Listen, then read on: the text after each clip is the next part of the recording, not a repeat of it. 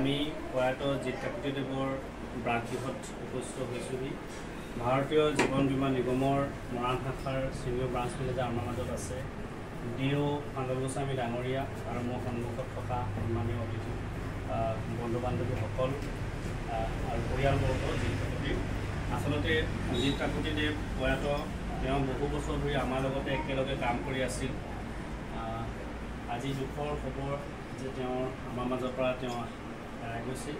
যিকোনো নহওক আমাৰ তেখেতৰ দুখত সহভাগী হ'বৰ কাৰণে আমি উপস্থিত হৈছোঁ। আমাৰ মানে ক'বলগীয়া ভাষা নাই মুখত, আমি কি ক'ম। যি কি নহওক আমি তেখেতক বহু বছৰ পাইছিলোঁ, একেলগতে কাম কৰিছিলোঁ। সেইকাৰণে আজি এই আপাহতে তিলনি দিনা আহি আপোনালোকৰ আমাৰ তৰফৰ পৰা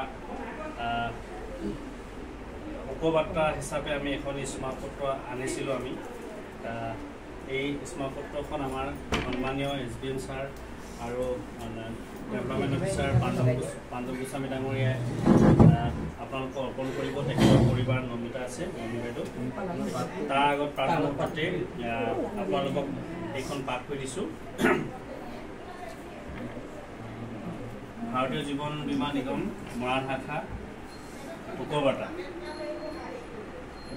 ৰাজগড় লংগৈপথাৰ গাঁৱৰ নিবাসী ভাৰতীয় জীৱন বীমা নিগম মৰাণ শাখাৰ অভিজ্ঞতা জিৎ কাকতিদেৱৰ অকালতে পৰলোকপ্ৰাপ্তিৰ বাৰ্তাই আমাক মৰ্মাহত কৰিছে।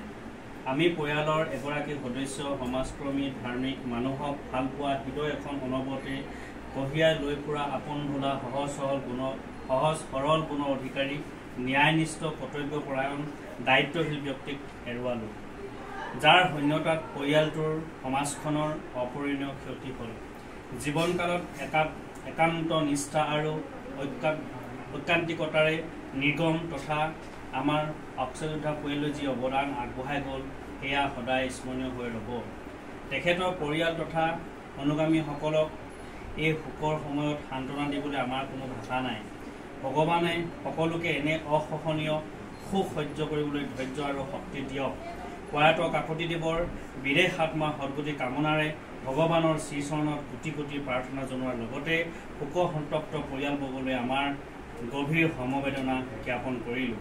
শেষত মহাপুৰুষ মাধৱদেৱৰ বিৰচিত এফাকি বৰগীতৰ কলিকে তেওঁলৈ পুনৰ শ্ৰদ্ধাৰ্ঘ্য নিবেদন কৰি কওঁ, তুমি য'তেই আছা শান্তিত থাকা। ভগৱানৰ ওচৰত তাকে প্ৰাৰ্থনা জনালোঁ। আলুময়ী কি কহিব দুখ, পুৰাণ নিগৰে নাদেখিয়া চানমুখ, ওম শান্তি। এটুপি অশ্ৰহিত অঞ্জলিৰে পাঞ্জল গোস্বামী আৰু অক্ষযোদ্ধা পৰিয়ালবৰ্গ, ভাৰতীয় জীৱন বীমা নিগম মৰাণ শাখা। এইখন আমি তেখেতৰ পৰিবাৰ হাতত অৰ্পণ কৰিছোঁ। আৰু আপোনালোকে যদি ছাৰ